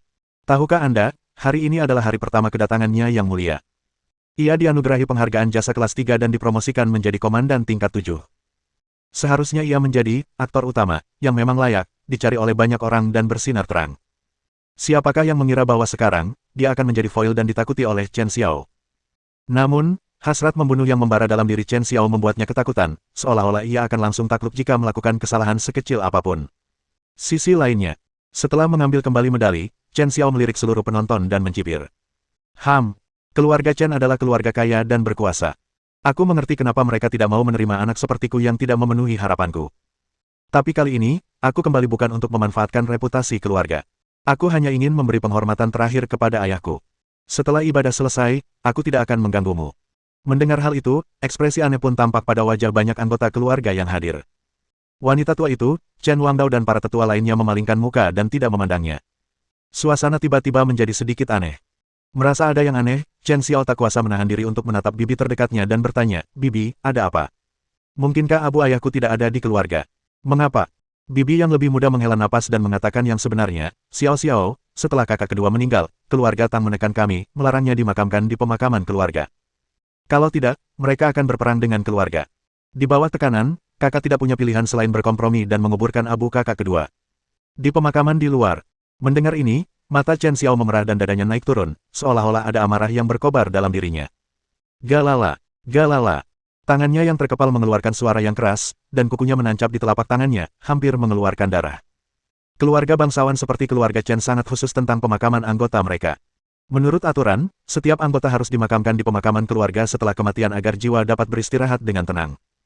Sekarang, berkat kabar dari keluarga Tang, mereka benar-benar meletakkan Abu Chen Qiankun di pemakaman luar, seperti hantu yang kesepian. Tindakan seperti itu terlalu dingin dan kejam. Keluarga Chen yang hebat. Chen Xiao menggertakkan gigi dan memarahi dengan marah, "Semasa ayahku hidup, dia mengabdikan hidupnya untuk keluarga, bekerja keras, dan berkali-kali menyelamatkan keluarga dari kesulitan. Meskipun dia tidak punya jasa apapun, dia tetap bekerja keras. Kau tidak percaya padaku dan mengira aku melakukan kejahatan, tapi itu urusanku sendiri. Tapi kau memperlakukan ayahku seperti ini. Apa kau tidak merasa bersalah?" Menghadapi pertanyaan ini, semua anggota keluarga Chen yang hadir menundukkan kepala dan tidak berani menatap matanya. Cukup. Tiba-tiba, kepala keluarga, Chen Wangdao, berkata dengan wajah muram, "Saya yang membuat keputusan itu. Kakak kedua saya memang telah berjasa bagi keluarga, tetapi keluarga Tang adalah keluarga kelas atas, bukan keluarga yang bisa diprovokasi oleh keluarga Chen kita. Demi kebaikan keluarga, kita harus mengorbankan kakak kedua saya. Saya yakin jika kakak kedua saya masih hidup, dia pasti akan setuju dengan pendekatan ini." Kentut. Chen Xiao berteriak dengan marah, api di matanya semakin kuat, "Karena kau tidak mengakui ayahku, mulai sekarang, aku akan memutuskan semua hubungan dengan keluarga Chen. Jika ada orang dari keluarga Chen yang menyinggung perasaanku, aku tidak akan menunjukkan belas kasihan. Jika kau melanggar sumpah ini, kau akan sengsara seperti meja ini. Sambil berbicara, Chen Xiao mengubah telapak tangannya menjadi pisau dan membantingnya keras, menghantamkannya ke meja mahoni di sebelahnya. Ledakan. Segera, dia berbalik dan meninggalkan rumah keluarga Chen tanpa menoleh ke belakang. Ledakan. Saat dia berjalan pergi, meja mahoni itu roboh dengan suara keras. Tidak pecah menjadi dua bagian, tetapi berubah menjadi bubuk, tanpa meninggalkan jejak residu apapun. Dengan satu telapak tangan, meja mahoni itu hancur berkeping-keping. Kekuatan mengerikan macam apa ini? Untuk sesaat, seluruh hadirin terdiam dan ketakutan. Bab 8. Di dalam rumah keluarga Chen. Keheningan menyelimuti, tak ada suara apapun. Semua orang terbelalak lebar dengan ekspresi tidak percaya. Tempat di mana meja mahoni dulu berada, kini kosong. Tak seorang pun dapat membayangkan bahwa serangan telapak tangan biasa Chen Xiao bisa begitu mengerikan. Jika mengenai seseorang, orang itu pasti akan mati. Yang lebih penting lagi, sikap dominan Chen Xiao saat mengambil sumpah telah menyentuh hati dan mengguncang jiwa orang-orang. Tiba-tiba, Chen Jie berkata dengan nada masam, "Cek. Itu cuma sedikit kekerasan. Di medan perang, sekuat apapun dirimu, itu tak berguna. Satu peluru akan memberimu pelajaran." Ya, kakak ketiga benar. Seseorang di sebelahnya langsung setuju. Dengan kekuatan sebesar itu, Anda hanya dapat membawa batu bata di lokasi konstruksi. Sehebat apapun Chen Xiao, dia tak bisa dibandingkan dengan kakak ketiga. Kakak ketiga masih sangat muda, tapi dia sudah menjadi komandan tingkat 7. Masa depannya cerah. Dia bahkan mungkin akan dinobatkan menjadi raja atau jenderal di masa depan. Saat itu, seorang pelayan bergegas masuk dan berteriak, "Tuan, Nyonya tua, ada kabar baik. Kam militer Laut Timur telah mengirimkan orang untuk menyampaikan belasungkawa. Pasti itu yang akan menyerang Xiaoji." Chen Wangdao mengangguk dan berkata dengan suara berat, "Memiliki seseorang dari kubu Wu Ying adalah suatu kehormatan besar. Kita tidak boleh mengabaikan mereka. Semua anggota klan, ikuti aku ke gerbang untuk menyambut mereka." Ya, puluhan anggota keluarga Chen semuanya berjalan keluar, bahkan wanita tua itu berjalan sempoyongan sambil memegang tongkat. Di gerbang rumah keluarga Chen, ada kendaraan lapis baja dengan plat nomor bertuliskan Wu. Beberapa tentara berdiri di dekatnya, membawa dua plakat. Pemimpinnya adalah seorang pria parubaya berusia awal 40-an. Ia memiliki sikap yang tenang dan bermartabat, serta mampu mengintimidasi tanpa menunjukkan kemarahan. Dilihat dari pangkatnya, dia sebenarnya adalah perwira militer pangkat 5, 2 tingkat lebih tinggi dari Chen Jie. Melihat Laut Cina Timur, ia dianggap sebagai tokoh nomor 1. "Tuan, terima kasih atas kerja kerasmu. Silakan masuk cepat." Chen Wangdao bergegas maju, tersenyum dan bersemangat.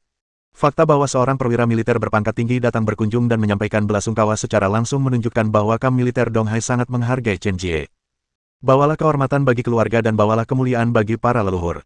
Perwira militer tingkat 5 itu menatap Chen Wangdao dan mendesah, "Saya sudah lama mendengar bahwa keluarga Chen adalah keluarga kaya di Laut Cina Timur, tetapi kali ini, keluarga Chen Anda telah melahirkan seekor naga." Ketika kata-kata ini diucapkan, seluruh hadirin terkejut. Banyak orang berkumpul di sekitar Chen Jie, menyanjung dan memujinya. Seperti yang diharapkan dari saudara ketiga. Itu menakjubkan. Kakak ketiga adalah naga sejati keluarga Chen kita. Dipuji begitu tinggi oleh semua orang, Chen Jie merasa sedikit tersanjung. Ia menepuk dadanya dan berkata dengan percaya diri, "Jangan khawatir, kalau aku sukses nanti, aku pasti akan melindungi kalian semua. Kalau ada yang berani menindas kalian, sebutkan saja namaku." Mendengar ini, perwira militer tingkat 5 itu mengerutkan kening, tetapi tidak berkata apa-apa. Ia malah berjalan menuju dua plakat dan menyingkirkan kain merah yang menutupinya. Swiss. Swiss. Karakter besar yang terukir pada plakat itu terungkap. Jenderal yang tak tertandingi. Tak tertandingi di negara ini. 8 kata besar. Lukisan besi dan kait perak, kuat dan energi. Di antara garis-garis itu, ada luasnya alam semesta dan beratnya negara. Semua orang di keluarga Chen tercengang, dengan gelombang keterkejutan yang besar di hati mereka, dan mereka terkejut tak terlukiskan kata-kata. Biasanya, seorang prajurit yang bertugas di militer akan memiliki spanduk bertuliskan, "Keluarga mulia," yang terpasang di rumahnya. Bahkan jika Chen Jie sangat dihormati oleh atasannya, paling-paling ia akan digambarkan sebagai pilar bakat. 8 kata ini terlalu berat, dan Chen Jie tidak dapat menanggungnya dengan status dan jabatannya saat ini. Kebajikan tidak sesuai dengan jabatan. Kalau gegabah postingnya, yang ada hanya ditertawakan, malah dapat masalah. Saat itu, bahkan Chen Jie pun sedikit terkejut.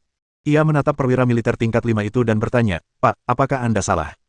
Saya tidak mampu membeli 2 plakat ini." "Siapa bilang? Ini untukmu." Perwira militer tingkat 5 itu menatapnya dan bertanya, "Apa?" Semua orang yang hadir tercengang. Dalam keluarga besar Chen, hanya Chen Jie yang saat ini bertugas di militer. Plakat ini sudah diantar sampai depan pintu. Kalau bukan Chen Jie, siapa lagi? Sesuai perintah atasan saya, kedua plakat ini akan dipersembahkan kepada keluarga Chen untuk disembah. Tapi, ini bukan untukmu, Chen Jie. Kata perwira militer tingkat 5 itu dengan dingin. Mendengar ini, Chen Jie merasa seperti disiram air dingin, dan kesombongannya langsung lenyap. Barusan dia masih saja membanggakan diri di sini, seakan-akan dia akan segera naik pangkat dan menjadi seorang raja atau jenderal. Siapa sangka, kedua plakat ini bukan untuknya. Saat itu, wajah Chen Jie memerah karena malu. Ia berharap sebuah lubang segera muncul di tanah agar ia bisa bersembunyi di dalamnya. Komandan, bisakah kau memberitahuku, untuk siapa plakat ini? Chen Wangdao tak kuasa menahan diri untuk bertanya. Anggota keluarga lainnya juga memasang telinga mereka, sangat penasaran. Ini rahasia, aku tidak bisa memberitahumu. Perwira militer tingkat 5 itu menggelengkan kepala dan menolak mengungkapkan cerita dari dalam. Kemudian dia membawa para prajurit kembali ke kendaraan lapis baja dan melaju pergi. Semua anggota keluarga Chen berdiri di sana, memandangi dua plakat itu dan saling memandang dengan bingung. Guru, apa yang harus kami lakukan? Tanya seseorang. Gantung saja. Chen Wangdao memberi perintah, karena komandan mengatakan ini adalah hadiah untuk keluarga Chen kita, jangan salah paham. Meskipun bukan untuk Xiao Ji, ini juga merupakan kemuliaan keluarga Chen kita, jadi tentu saja kita harus menunjukkannya dengan baik. Ya, Patriark. Tak lama kemudian, para pelayan menggantungkan dua plakat itu di atap rumah besar itu. Emas dan bersinar. Pada saat yang sama, pada kendaraan lapis baja. Tuan, tokoh penting macam apa yang dimiliki keluarga Chen sehingga para petinggi benar-benar memberi mereka dua plakat ini? Dan ada rumor yang beredar bahwa kedelapan karakter itu ditulis tangan oleh seseorang dari ibu kota kekaisaran. Beberapa prajurit bertanya dengan suara pelan. Apakah kau pernah mendengar tentang penguasa utara? Saat membicarakan nama ini, perwira militer tingkat 5 itu mengungkapkan rasa hormatnya yang tulus. Apa? Para prajurit di dalam mobil semuanya terkejut. Apakah Chen Wudi yang dikenal sebagai tak terkalahkan dalam 10.000 pertempuran? Kabarnya, dia ditempatkan di perbatasan utara, memimpin 80.000 pengawal harimau yang mampu menyapu ribuan musuh bagaikan angin puyuh. 3 tahun yang lalu, di tengah kekacauan perang di luar negeri, Chen Wudi memimpin pasukannya, hanya dengan 3.000 prajurit kavaleri, dan mengalahkan lebih dari 100.000 pasukan musuh, menciptakan keajaiban terbesar dalam sejarah. Para prajurit berseru kaget dan sangat gembira. Di ketentaraan, prestasi luar biasa Chen Wudi diketahui semua orang. Sepanjang masa, bentang alamnya yang luas sangatlah indah, dan para jenderal terkenal telah bertempur demi supremasi dunia. Namun, satu-satunya orang yang dapat digambarkan sebagai tak tertandingi di negara ini, adalah Chen Wudi. 7 tahun lalu, Chen Wudi muncul entah dari mana. Ia memulai dari level terendah di Death Squad dan naik pangkat selangkah demi selangkah hingga ia menjadi penguasa utara. Dia adalah tokoh kuat yang mendominasi dunia. Namanya legenda. Komandan, mungkinkah Chen Wudi yang legendaris? Berasal dari keluarga Chen di Donghai. Tanya prajurit itu dengan gemetar. Itu benar. Perwira militer tingkat 5 itu mengangguk. Namun, dilihat dari perilaku keluarga Chen, mereka sepertinya tidak tahu bahwa keluarga Chen telah melahirkan naga sejati. Mereka malah memuji Chen Jie. Dasar orang buta. Bab 9. Pagi berikutnya, Chen Xiao datang ke komunitas villa di pinggiran kota. Menurut informasi yang dikumpulkannya, disinilah Lin Qingya dan An An tinggal. Kemarin di rumah sakit, Lin Qingya dengan keras memperingatkannya untuk tidak mengganggu kehidupan ibu dan anak perempuannya. Namun kali ini, Chen Xiao kembali untuk melunasi utangnya selama 7 tahun terakhir. Asal Lin Qingya bertanya, dia akan menemukan cara mengambilnya meski itu adalah bulan di langit. Tak lama kemudian, Chen Xiao memasuki komunitas tersebut dan menemukan Villa No. 66 tempat Lin Qingya tinggal. Tepat saat dia hendak menghampiri dan mengetuk pintu. Ledakan. Deru mesin terdengar dari kejauhan. Sebuah mobil SUV Mercedes-Benz G-Class berwarna hitam berhenti di gerbang villa. Tak lama kemudian, seorang pemuda berjas dan berdasi keluar dari mobil. Ia tampan dan anggun, dan jelas terlihat bahwa ia berasal dari keluarga kaya. Pria itu memegang sebuket mawar di tangannya. Ia melangkah ke depan villa dan membunyikan bel pintu. Melihat kejadian itu, Chen Xiao mengerutkan keningnya dan segera bersembunyi di balik pohon besar, hatinya gelisah. Apa yang sedang terjadi? Mungkinkah Lin Qingya memiliki cinta baru di luar tanpa memberitahuku? Mustahil. Dia jelas bukan wanita yang menarik lebah dan kupu-kupu. Jika dia benar-benar ingin jatuh cinta dengan orang lain, dia akan punya banyak kesempatan dalam 7 tahun ini dan tidak perlu menunggu sampai sekarang. Ledakan.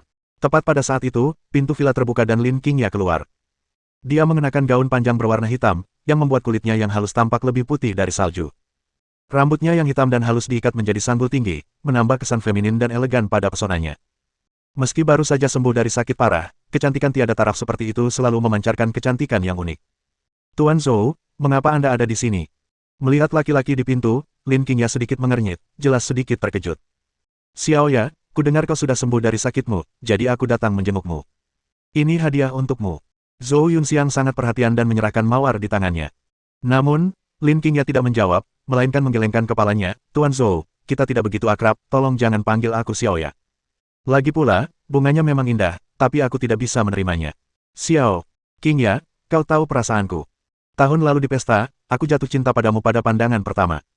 Aku memimpikanmu setiap malam. Aku mencintaimu dengan gila, kenapa kau menolakku? Zhou Yunxiang berteriak sekuat tenaga, dan wajahnya yang tadinya tampan berubah menjadi agak garang. Tuan Zhou, saya sudah menikah dan punya anak. Anda seharusnya punya pilihan yang lebih baik. Lin Qingya menolak dengan sopan. Namun, Zhou Yunxiang tetap bersikeras, Qingya, aku tidak peduli dengan masa lalumu, dan aku tidak keberatan kau sudah menikah. Kau dewiku, dan aku bisa meyakinkan ayahku untuk menyetujui pernikahan kita. Oh, ngomong-ngomong, aku sudah dengar suamimu pemerkosa. Sampah seperti itu tidak pantas untukmu. Mendengar ini, mata indah Lin Qingya tiba-tiba berubah dingin, memperlihatkan temperamen dingin. Tuan Zhou, seburuk apapun suamiku, bukan giliranmu untuk menyalahkannya. Kalau kau sampai mengatakan satu hal buruk lagi tentangnya, jangan salahkan aku karena bersikap kejam. Mendengar ini, Chen Xiao yang bersembunyi di balik pohon besar di kejauhan, merasakan hangat di hatinya. Tampaknya, Qingya tidak membenciku sampai ke akar-akarnya, dan bahkan membelaku di depan orang luar.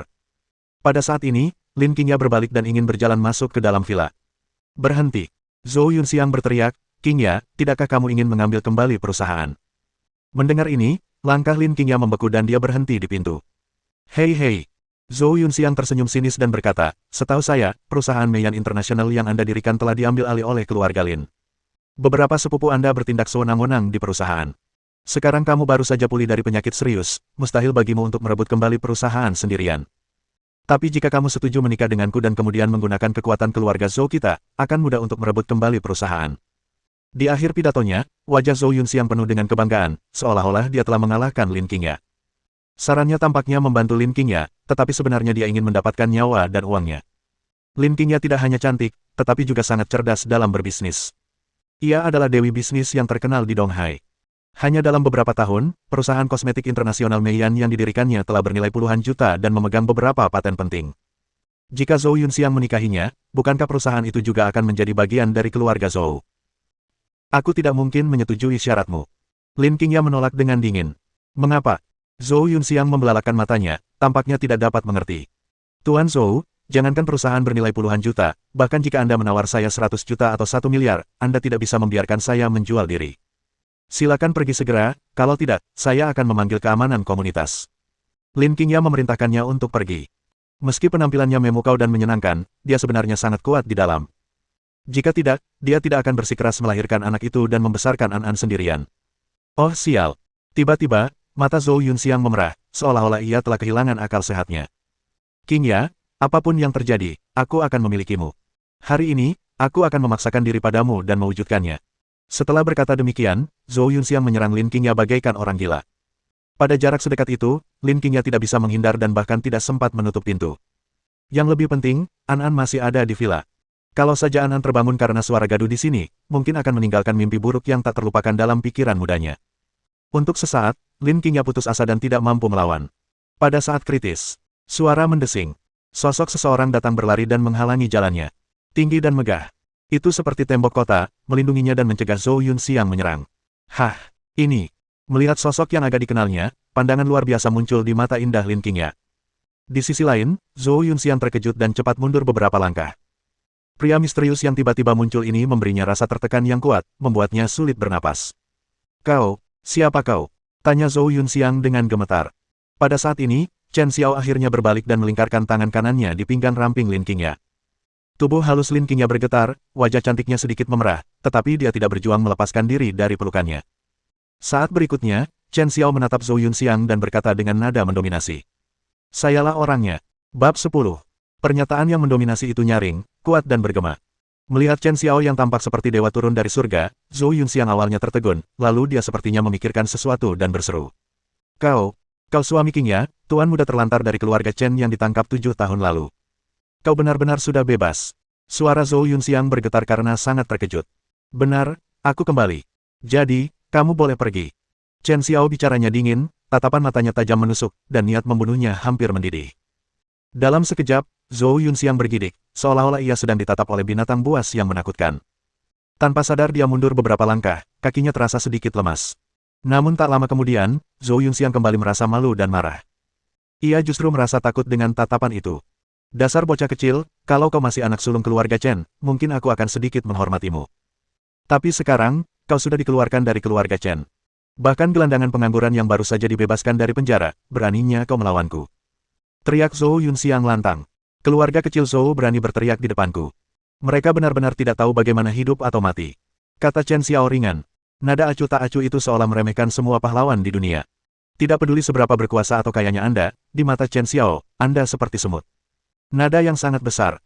Zhou Yunxiang sangat marah, dan matanya melirik tangan Chen Xiao yang melingkari pinggang Lin Qingya, dan dia merasa semakin cemburu. Dia telah mengejar Lin Qingya begitu lama, tetapi dia tidak pernah memeluk pinggangnya, apalagi memegang tangannya. Pada saat ini, Lin Qingya, yang sedang dipeluk erat, merasakan aroma maskulin yang kuat dari Chen Xiao. Wajah cantiknya sedikit memerah, dan riak-riak mulai terbentuk di hatinya. Dia tidak pernah menyangka Chen Xiao akan datang. Dalam keadaan normal, dia tidak akan pernah melakukan tindakan intim seperti itu dengan Chen Xiao, tetapi sekarang, demi melepaskan diri dari keterikatan Zhou Yunxiang, dia tidak menolak. Hebat, Qingya, pantas saja kau menolakku. Ternyata bocah ini kembali. Tapi, tak ada wanita yang tak bisa kutemukan jika aku melihatnya. Zhou Yunxiang menatapnya, matanya penuh keserakahan, hampir meluap karenanya. Awalnya aku ingin menaklukkanmu perlahan-lahan, tapi sekarang sepertinya tidak perlu. Sebaiknya kau segera menceraikan pria ini dan menjadi wanitaku, kalau tidak, aku akan menyuruh ayahku dan keluarga Lin bekerja sama untuk mengusirmu dari perusahaan. Kau bermimpi. Paling buruknya, aku tidak akan mau ditemani lagi. Lin Qingya menggertakkan giginya. Sekalipun kau tak peduli dengan perusahaan, villa ini juga properti atas nama perusahaan. Saat villa ini diambil kembali oleh perusahaan, kau akan kehilangan uang sepeser pun. Apa kau akan tinggal di jalanan bersama An dan kelaparan?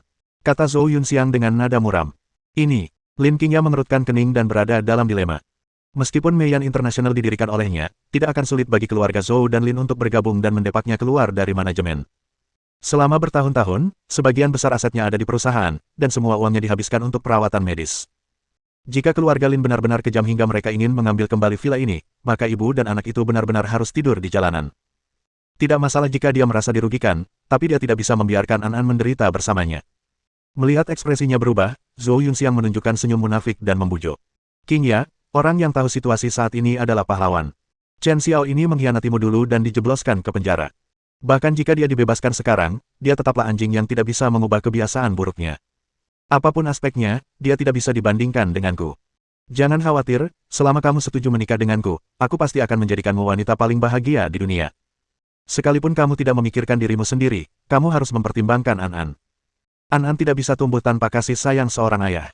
Kita tidak bisa membiarkan pemerkosa ini hidup bersama An, kan? Aku bersedia menjadi ayah An. Zhou Yunxiang berbicara dengan tulus dan dengan nada yang sangat provokatif.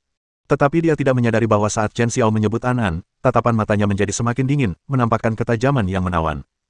Berdasarkan dirimu saja, kamu juga ingin menjadi ayahnya An. Pengadilan mati. Tiba-tiba Chen Xiao mengeluarkan suara gemuruh yang memekakkan telinga, mengangkat telapak tangan kanannya dan menamparnya ke arah Zhou Yunxiang. Karena terkejut, Zhou Yunxiang tidak sempat menghindar dan hanya bisa menyaksikan tamparan itu datang ke arahnya. Ledakan. Suara tepuk tangan meriah bergema di seluruh tempat acara. Tubuh Zhou Yunxiang terlempar mundur 7 atau 8 meter seperti layang-layang yang talinya putus, lalu jatuh dengan keras ke tanah. Terlihat jelas bekas merah kelima jarinya di wajahnya. Tampar sekali dan dia terlempar. Melihat pemandangan ini, Lin Qingya membuka lebar mata indahnya dan benar-benar terpana. Dia tidak pernah menyangka Chen Xiao akan tiba-tiba kehilangan kesabarannya. Ah! Zhou Yunxiang berteriak histeris dan menatap Chen Xiao, amarah di matanya hampir melonjak. Dengan statusnya, bagaimana mungkin dia diperlakukan seperti ini? Terlebih lagi, dia dipukuli dengan kejam di depan Dewi Lin Qingya. Harga diri pria itu mengalami pukulan yang belum pernah terjadi sebelumnya. Dasar bocah nakal, beraninya kau memukulku. Apa kau benar-benar bosan hidup? Apa kau pikir aku, Zhou Yunxiang, sampah? Zhou Yunxiang bangkit dari tanah, matanya merah, dan meraung marah. Tidak. Chen Xiao menggelengkan kepalanya, senyum remehkan muncul di sudut mulutnya, dan dia berkata dengan ringan, aku tidak menganggapmu sampah, karena di mataku, kamu bahkan lebih buruk dari sampah. Nada bicara Chen Xiao netral, seolah-olah dia tengah menyatakan suatu fakta yang sudah jelas dengan sendirinya. Tetapi semakin hal ini terjadi, semakin marah Zhou Yunxiang, dan dia hampir menjadi gila. Dasar bocah nakal, siapa yang memberimu keberanian untuk menantangku? Apa kau masih berpikir kau putra sulung keluarga Chen? Jangan lupa, kau sudah diusir dari keluarga Chen 7 tahun yang lalu. Keluarga Zhouku pasti mudah berurusan denganmu. Kalau kau berlutut dan segera minta maaf, masih ada secercah harapan.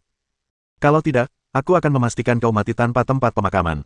Perkataan Zhou Yunxiang penuh dengan ancaman. Mendengar ini, wajah Lin Qingya menjadi pucat dan dia berpikir ada sesuatu yang salah.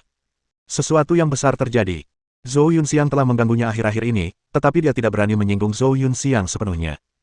Karena keluarga Zhou bukanlah keluarga biasa, konon mereka memiliki hubungan yang sangat dekat dengan kekuatan bawah tanah di Laut Cina Timur. Beberapa tahun yang lalu, seorang pengusaha kaya dari tempat lain terbunuh di jalan karena menyinggung keluarga Zhou. Sekarang Chen Xiao benar-benar mengalahkan Zhou Yunxiang, apa yang akan terjadi? Chen Xiao, cepatlah dan minta maaf kepada Tuan Zhou. Lin Qingya berkata dengan cemas, menggunakan nada memerintah. Jangan khawatir, tidak apa-apa. Kata Chen Xiao sambil tersenyum. Kenapa kamu keras kepala sekali? Apa kamu tidak mendengar aku meminta maaf? Apa kamu tahu betapa mengerikannya keluarga Zhou? Wajah cantik Lin Qingya dipenuhi kekhawatiran. Chen Xiao tersenyum tipis dan melanjutkan, Qingya, percayalah. Keluarga Zhou bukan apa-apa bagiku. Sekarang, jika aku ingin menghancurkan keluarga Zhou, itu semudah menghancurkan semut. Di antara garis-garisnya, ada dominasi yang tak tertandingi. Setelah 7 tahun bertugas di militer, sekembalinya, Chen Xiao telah menjadi jenderal yang tak tertandingi. Dengan pasukan kavaleri yang kuat dan eksploitasi militer yang hebat, namanya menyebar ke seluruh dunia. Dengan dia yang menjaga perbatasan utara, tidak ada yang berani menyerbu. Belum lagi keluarga kecil Zhou, bahkan pemimpin tertinggi Donghai pun harus menghormatinya bak dewa saat melihatnya. Tapi, Zhou Yunxiang dan Lin Qingya tidak tahu identitasnya. Ketika kata-kata ini jatuh ke telinga kedua pria itu, mereka benar-benar terlalu gila. Oke. Zhou Yunxiang tertawa terbahak-bahak, menunjuk Chen Xiao dan mengumpat, mulutmu besar sekali. Bocah, aku menunggu untuk melihat bagaimana kau menghancurkanku sampai mati. Tapi jika kau tidak bisa menghancurkanku sampai mati, keluarga Zhouku pasti akan membalas dendam dan membuatmu menyesal hidup di dunia ini. Setelah mengucapkan kata-kata kasar itu, Zhou Yunxiang berjalan menuju Mercedes-Benz G tanpa menoleh ke belakang, menyalakan mobil dan pergi. Menatap punggung Zhou Yunxiang saat dia pergi dengan marah, Lin Qingya berdiri di sana dengan linglung, hatinya tenggelam ke dasar. Dia mengenal karakter Zhou Yunxiang dengan sangat baik. Dia picik dan pendendam. Setelah ditampar keras di wajahnya oleh Chen Xiao hari ini, dia pasti tidak akan melepaskannya. Chen Xiao, mengapa kamu begitu impulsif? Lin Qingya menatap Chen Xiao dengan mata Phoenix-nya, menggertakkan giginya, dan tubuhnya sedikit gemetar. Qingya, apakah kamu ingin aku berlutut dan meminta maaf kepada orang itu? Tanya Chen Xiao balik. Di antara baris-barisnya, ada kebanggaan bawaan. Tahukah kamu bahwa kamu telah menyebabkan bencana besar? Lin Qingya marah dan semakin kesal di dalam hatinya. Kala itu, Chen Xiao sedang berada di puncak ketenaran dan bakatnya, itulah sebabnya ia mengundang kecemburuan dan dijebak orang lain, hingga akhirnya masuk penjara. Dia berpikir bahwa setelah 7 tahun di penjara, Chen Xiao seharusnya belajar mengendalikan emosinya. Siapa yang tahu? Bilahnya tampak bersarung, tetapi alih-alih menjadi tumpul, ujungnya malah menjadi lebih tajam. Keluarga kecil Zhou benar-benar tidak bisa menyakitiku. Qingya, kau terlalu meremehkan suamimu. Kata Chen Xiao dengan bangga. Namun, Lin Qingya merasa dia terlalu sombong dan tidak bisa menahan diri untuk berkata. Chen Xiao, aku tidak tahu dari mana kau mendapatkan kepercayaan dirimu. Keadaannya berbeda sekarang, kau bukan lagi putra sulung keluarga Chen. Sedangkan keluarga Zhou, meskipun mereka tidak bisa dikatakan maha kuasa di Laut Cina Timur, mereka memiliki hubungan dekat dengan kekuatan bawah tanah. Ketika Zhou Yunxiang kembali, dia pasti akan menemukan seseorang untuk membalas dendam padamu. Jangan khawatir. Berapapun orang yang dikirim keluarga Zhou, mereka takkan bisa menandingiku. Kata Chen Xiao ringan, dengan ketenangan yang menunjukkan bahwa ia akan tetap tenang meskipun gunung Tai runtuh di depannya. Mendengar kata-kata ini, secerca kekecewaan mendalam melintas di mata indah Lin Qingya. Selama 7 tahun terakhir, meskipun dia membenci Chen Xiao, dia selalu mengkhawatirkan keselamatan Chen Xiao. Cinta menimbulkan kebencian, cinta dan kebencian saling terkait. Tetapi sekarang, melihat Chen Xiao begitu sombong dan lancang, Lin Qingya tiba-tiba merasa malu dan kesal. Bagaimana kau akan menghadapi keluarga Zhou? Dengan tangan kosongmu. Di masyarakat sekarang, kekerasan tidak bisa menyelesaikan masalah. Lagi pula, kau baru saja dibebaskan dari penjara. Apa kau mau dipenjara lagi dan membiarkan Anan disebut anak liar tak berbapak? Teriak Lin Qingya dengan marah. Chen Xiao merasakan sakit di hatinya saat mendengar ini. Tampaknya selama bertahun-tahun, Qingya dan Anan, ibu dan anak, telah menderita lebih banyak penghinaan daripada yang dapat dibayangkannya. Qingya, percayalah padaku kali ini. Aku benar-benar bisa melindungimu dan Anan. Aku tidak akan membiarkanmu menderita ketidakadilan lagi. Cukup. Wajah Lin Qingya dipenuhi rasa tidak percaya dan ia menggertakkan gigi. Balas dendam keluarga Zhou di luar imajinasimu. Kembalilah ke Laut Cina Timur sesegera mungkin dan sembunyilah sejauh mungkin. Pergi sekarang. Jika kita menunggu sampai besok, mungkin sudah terlambat. Di akhir pidatonya, suaranya terdengar sedikit berkaca-kaca, matanya agak merah, dan kabut muncul di matanya. Meskipun dia sangat marah, dia juga khawatir terhadap keselamatan Chen Xiao, takut dia akan mendapat balasan dari keluarga Zhou. King Ya, percayalah padaku sekali saja. Chen Xiao menatap matanya, suaranya tegas. Mengapa kau ingin aku mempercayaimu? Emosi Lin Qingya seakan runtuh tiba-tiba, dan semua kebencian yang telah ia pendam selama bertahun-tahun pun terlampiaskan. 7 tahun yang lalu, kau dipenjara karena pemerkosaan. Meskipun aku yakin kau tidak bersalah, tahukah kau betapa besar penghinaan yang kutanggung? Awalnya aku pikir dengan kepulanganmu kali ini, kita bisa berdamai dan membesarkan An-An bersama. Tapi, karena kesombongan dan impulsifmu, kau telah menyinggung Tuan Muda Zhou. Kau pikir kau bahagia, tapi kau tidak tahu bahwa ini akan membawa bencana bagimu. Chen Xiao, kau mengacaukan segalanya lagi. Aku tidak ingin melihatmu lagi. Pergi, tinggalkan Dong Hai, dan jangan pernah datang menemuiku dan An-An. Lin Qingya berteriak, air mata terus mengalir dari sudut matanya. Ia menangis seperti bunga pir di tengah hujan, sungguh memilukan. Melihat pemandangan ini, Chen Xiao merasakan kesedihan di hatinya dan tidak dapat menahan diri untuk mengepalkan tinjunya. Anggun, dahulu kala, saya tidak berdaya dan hanya bisa menanggung kehinaan. Sekarang, aku telah kembali sebagai raja, dan aku berjanji engkau akan bersinar terang. Saat berikutnya, Chen Xiao berjalan mendekatinya dan memeluk tubuh halusnya. Jangan sentuh aku. Lin Qingya berjuang mati-matian, mencoba melepaskan diri dari pelukannya. Namun dengan kekuatan seorang wanita lemah seperti dia, bagaimana dia bisa bersaing dengan penguasa negeri utara dan dewa perang Xia Agung? Chen Xiao menyeka air matanya, sentuhan kelembutan yang belum pernah terjadi sebelumnya muncul di matanya, dan dia berkata dengan suara yang dalam.